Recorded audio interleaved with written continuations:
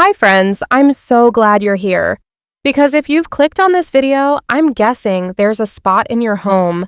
Maybe it's a drawer, maybe it's a corner of the counter that just won't stay clean.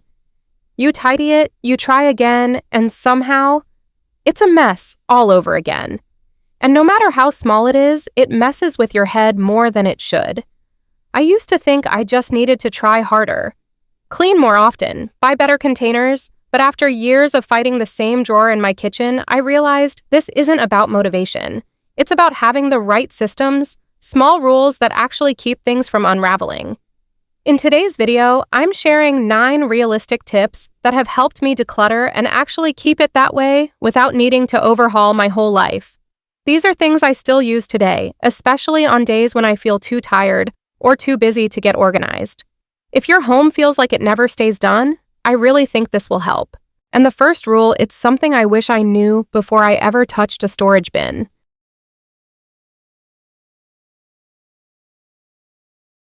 Alright, let's start with the first rule. This one might sound too simple to matter, but it completely shifted the way I looked at clutter. After you've decluttered a space, take a photo of it. Just a quick one right then when it's clear and calm and you're proud of it. You don't need to post it, don't even need to show anyone. Just keep it in your phone. Because here's what happens a few days later, life happens. Things get tossed back in, a random battery, a receipt, that one pen you never use, and before you know it, that drawer is right back to chaos. But now instead of wondering, was it really that bad, you have proof? You can swipe back and see what it looked like when it felt good. And for me, that comparison was powerful. It made me look at the mess and think I've done better than this. And I can get back there. It's a quiet way to hold yourself accountable, not with guilt, but with visual honesty. So try it today.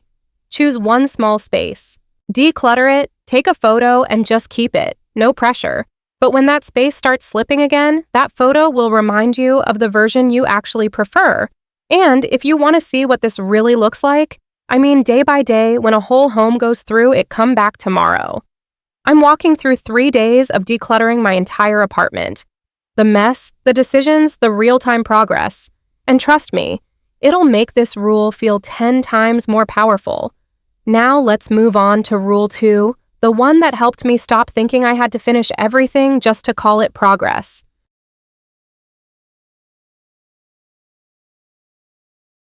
Now let's move on to rule number 2. One of the biggest reasons I used to quit halfway through decluttering I thought done meant everything had to be perfect. Every drawer is empty, every category is sorted, every decision made in one go. But that mindset is exhausting and it kept me from starting at all. So here's the shift that helped. I stopped aiming for done, and I started aiming for better than before. Now when I declutter something, I ask myself, can I remove just 2 things from here today? Can I make this drawer 10% lighter? If the answer is yes, that's success. I'll stop there. I let it be enough. This rule especially helps on days when life feels full. When there's laundry waiting dinner to cook and work emails still unread, those are the days I tell myself, don't do it all.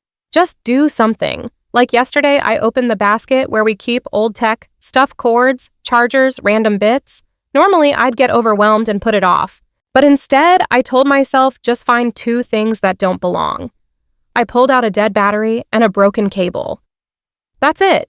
The basket was still messy, but it was less messy. And I walked away feeling calm, not defeated. Because progress doesn't have to look impressive, it just has to feel lighter. And that takes us straight into rule 3, the one tiny shift that made decluttering way less stressful for my brain.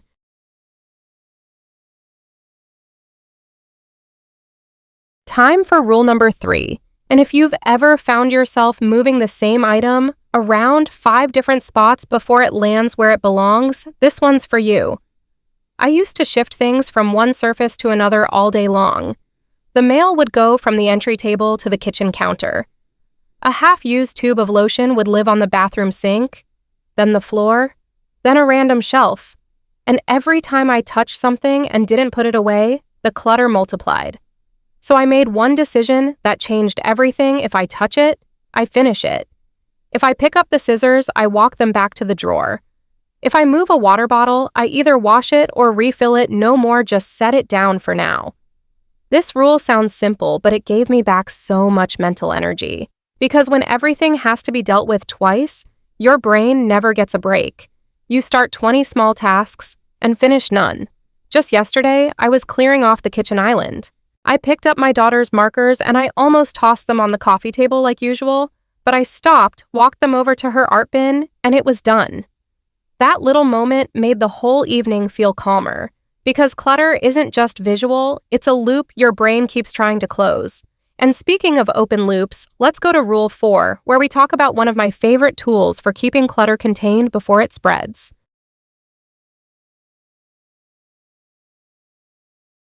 Now we're at rule number 4, and this one is a game changer for anyone whose drawers turn messy again within a week. You know that feeling when you open a drawer that used to be neat and now everything's sliding around? It's not because you're messy, it's because the space inside doesn't have boundaries. And when space has no boundaries, clutter takes over. So here's what helped me. I started giving each drawer its own map.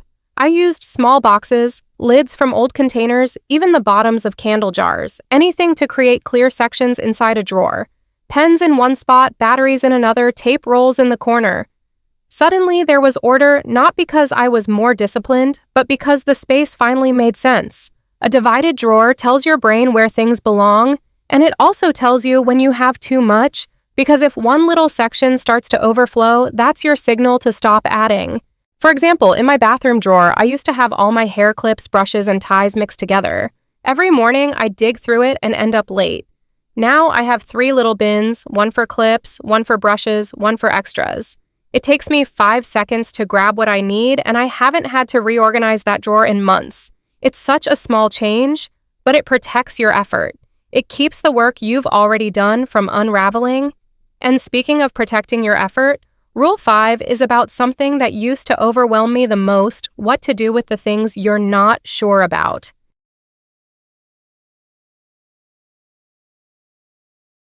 Let's pause for rule number 5. This one is your best friend when you hit the "I don't know yet" wall. That wall shows up more than we admit. You pick something up and think, "I might need this later," or "I feel bad throwing it away." And just like that, you stop. Because making dozens of tiny decisions back to back is draining, especially on days when you're already running low. Here's what shifted everything for me: a simple labeled box called Decide Later. It's not fancy, just a place where I toss items I'm unsure about.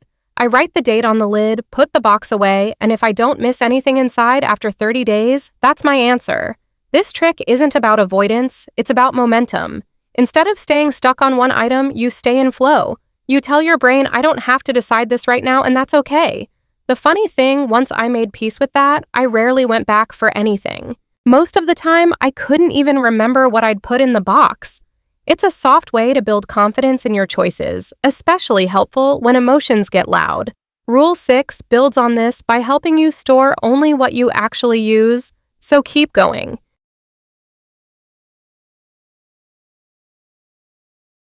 Time for rule number 6, and this one might just make everything feel a little more intuitive. You've probably heard the advice: group similar items together. Sounds great until it doesn't fit how you actually live. The truth is, organizing by lifestyle beats organizing by logic every single time. If you always wrap gifts on your bed, it's okay to keep tape and scissors in your nightstand. If your partner shaves in the shower, that's where the razor should live, not in the drawer across the room. For years, I kept all my cleaning supplies in a hall closet, even though I always cleaned the kitchen after dinner.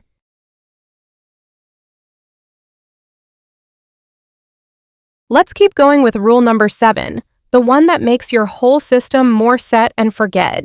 Even if you've created a spot for everything, things still end up in the wrong place, especially when it's not just you putting them away.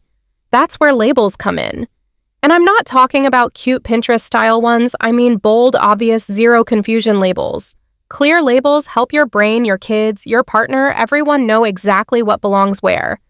No second guessing, no, "I'll just leave this here for now." In my house, I labeled the back of cabinet doors, the fronts of bins, even the shelves in the fridge. It felt a little extra at first, but it worked. Suddenly, people stopped asking me where things went. And I stopped wasting time reorganizing the same drawer 5 times a week. This rule turns a tidy home from a one-woman show into a shared effort. It creates a system everyone can follow even if they don't see the mess like you do. Next up, let's talk about a small trick that makes staying tidy feel way more satisfying. It wasn't until I moved my most used sprays under the sink that I realized convenience reduces resistance. This shift is especially helpful on busy days when energy is low. You're not trekking across the house just to put something away where it's supposed to go. It's already there where you use it. It's not about having the right bins. It's about reducing friction, so tidying becomes second nature. Now let's move on to a rule that makes it easier for everyone in the house to see what belongs where.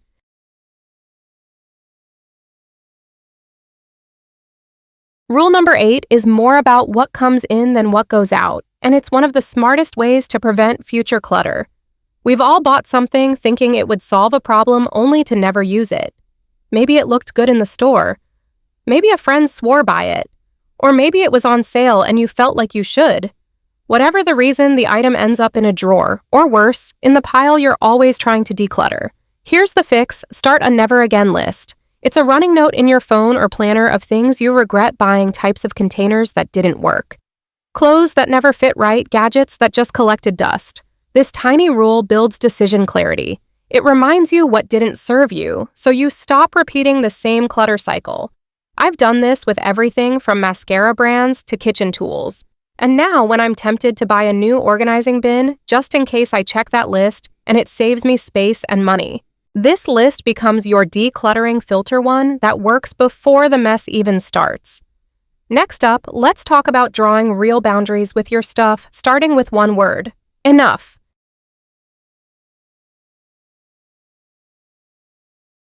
And now, we're at the final rule number 9, and it's one of the most powerful ways to protect your space from future overwhelm. Most of us don't notice when just in case turns into way too much. We buy backups, extras, duplicates, thinking it's being prepared. But at some point, more stops being helpful. It just becomes noise.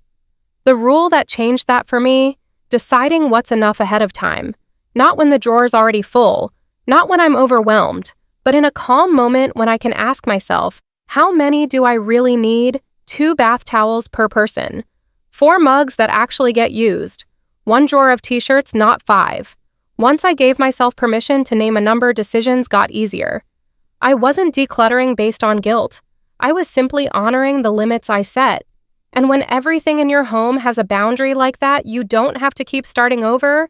You just maintain what already works. This is the kind of rule that makes your future self breathe easier. Because clutter isn't just about stuff, it's about having to think about stuff over and over again. Now let's gently close things out with a quick recap and something you don't want to miss tomorrow.